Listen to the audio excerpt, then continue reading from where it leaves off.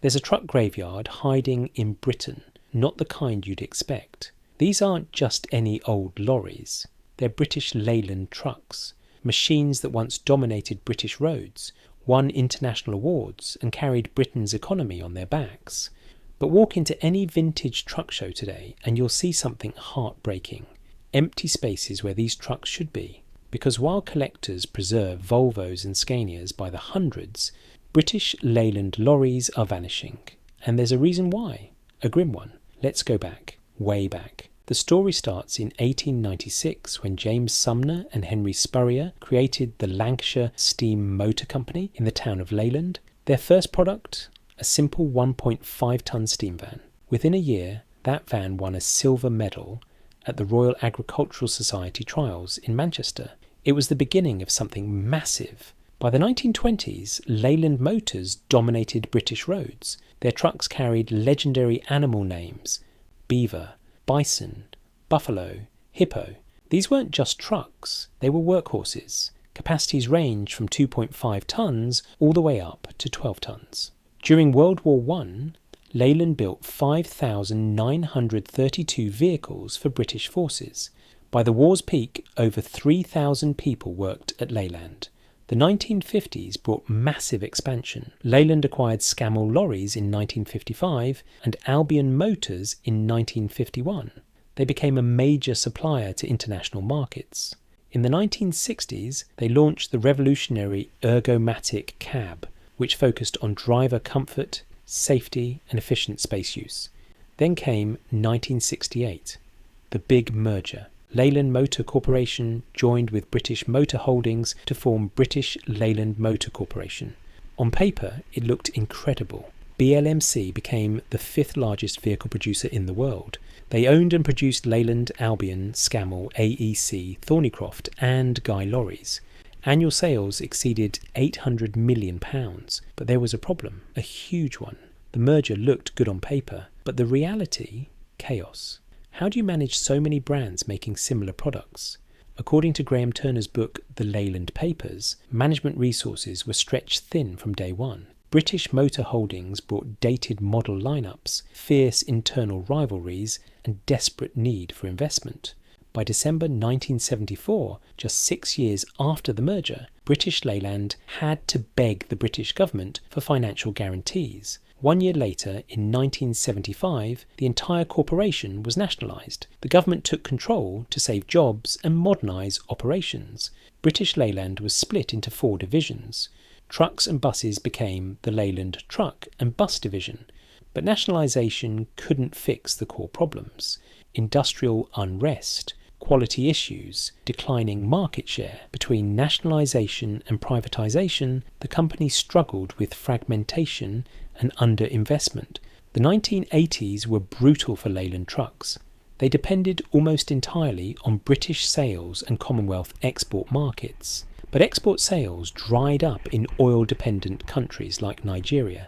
Total production hovered around 10,000 trucks per year, but Leyland increasingly depended on outside engines as production of their own engines declined. In 1986, British Leyland changed its name to Rover Group. The equity stake in Ashok Leyland was sold off in 1987. That same year, the Leyland Trucks division merged with DAF Trucks of the Netherlands. In the UK, they traded as Leyland DAF. Now let's talk about the truck that should have saved everything.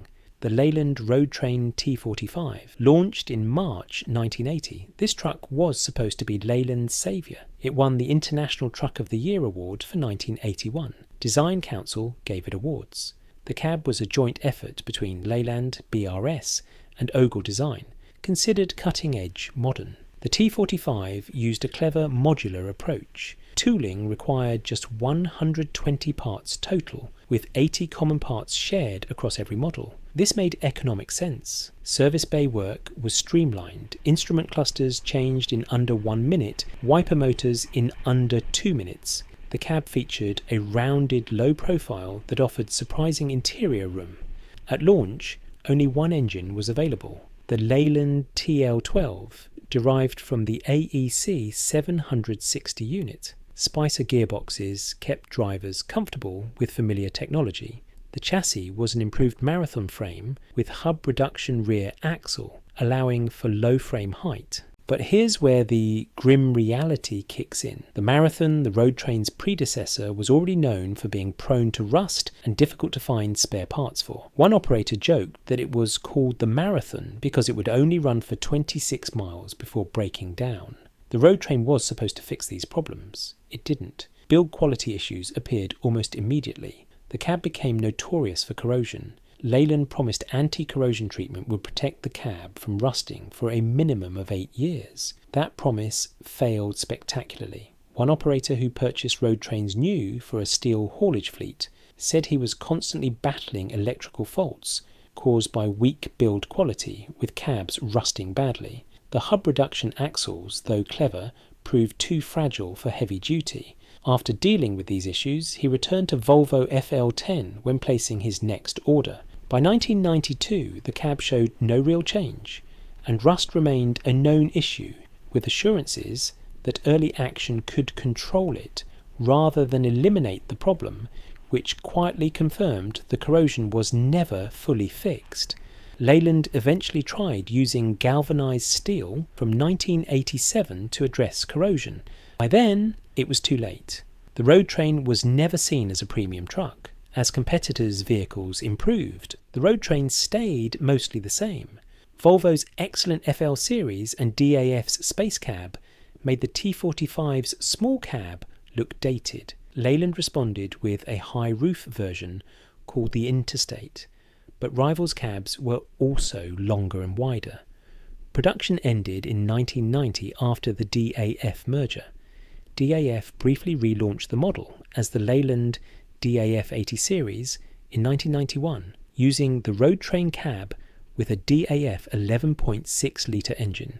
Production continued until 1993, when the brand new DAF 85 series replaced it. Here's the grim reality today. Due partly to the cab's propensity to rust and the admittedly short life of commercial vehicles, any road train in commercial operation is now a very rare sight indeed. A small number remain in use throughout the country as towing and recovery vehicles. The British Army used an 8x6 version of the road train as a hook loader, purchasing 1,440 vehicles plus spare cabs for accident damage. But for civilian collectors, the pickings are slim. Today, road train models are scarce, owing to the rough lives they lived, but also because rust is an issue for the model. Apparently, finding the cab an easy target for corrosion. Walk into the British Commercial Vehicle Museum and you'll see the problem firsthand. The museum hosts restoration workshops where dedicated volunteers and skilled craftsmen work to bring rusted hulks back to their former glory. The restoration process for a vintage Leyland vehicle can span years and requires immense dedication. Many vehicles arrive in states of considerable disrepair, sometimes little more than rusty shells or incomplete chassis. Each part must be cleaned, inspected, and either repaired, refurbished, or, if beyond salvage, meticulously reverse engineered and fabricated from scratch. This level of work is expensive, time-consuming, and requires specialised skills. Classic truck sales websites occasionally list Leyland Lorries for restoration. One listing for a 1981 Leyland Road Train T45 16.28 tractor unit describes it as a barn find, purchased years ago with intention of full restoration that never happened.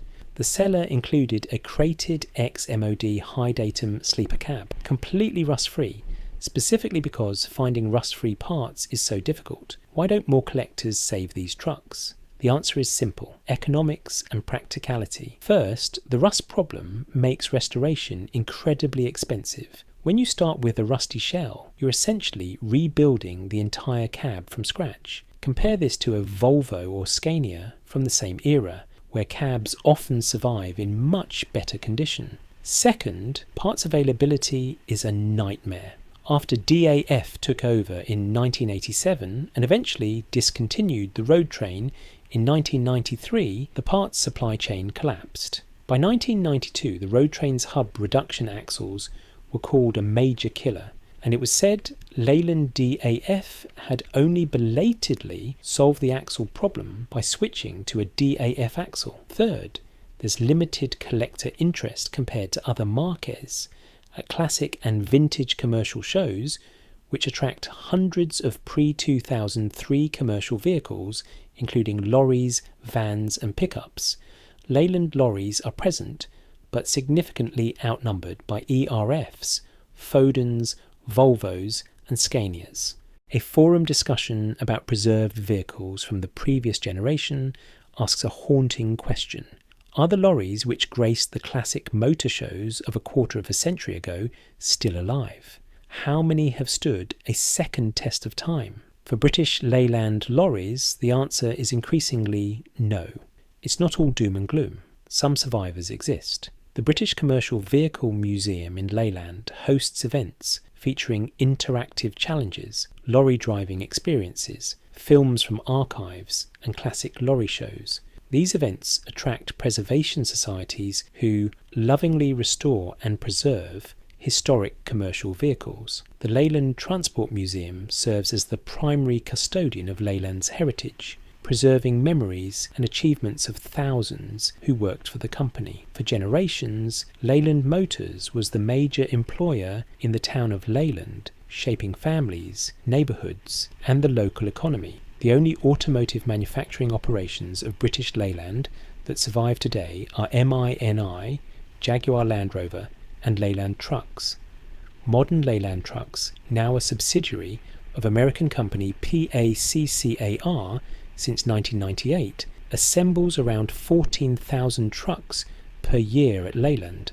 The Leyland name survives elsewhere too. Ashok Leyland in India, part of the giant Hinduja Group, manufactures buses, trucks, defence vehicles and engines.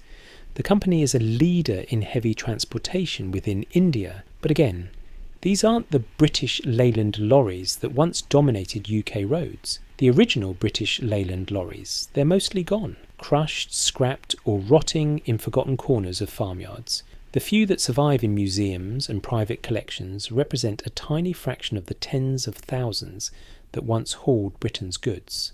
The British government invested over £3 billion attempting to rescue British Leyland from bankruptcy. It wasn't enough. The company's fundamental problems, poor management, outdated designs, quality control issues, and fierce competition from European manufacturers, proved insurmountable. By the 1980s, long-distance lorry drivers wanted trucks that were pleasant to be in. They demanded comforts like radio cassette players, tinted glass, car-like seats. Scania, Volvo, DAF, Ford and Mercedes dominated the market because they delivered these features with better reliability. The T45 proved Leyland could build a modern truck. It was popular with supermarket fleets and the armed forces, but it wasn't perfect, and those quality and rust issues undermined everything. Here's the grim reality nobody wants to say out loud. British Leyland lorries are disappearing because most people don't want to save them. Not when restoration cost more than the finished product is worth. Not when finding parts requires hunting through obscure salvage yards. Not when you can restore a Volvo F10 or Scania 110 for less money and effort. If you want to see a British Leyland lorry today, your best bet is a museum. The British Commercial Vehicle Museum in Leyland hosts events throughout the year. The British Motor Museum in Gaydon holds the Classic and Vintage Commercial Show. These institutions preserve what remains. The Leyland factory in Lancashire still builds trucks. PACCAR employs workers there assembling DAF models for the right-hand drive market. It's regularly praised for efficiency, safety and cleanliness. It's called one of the jewels in the crown of PACCAR production locations around the world. That's the grim reality of British Leyland lorries today. Not the glory of innovation, not the pride of British manufacturing, just rust, abandonment and the haunting question, what if they'd gotten the quality right from the start?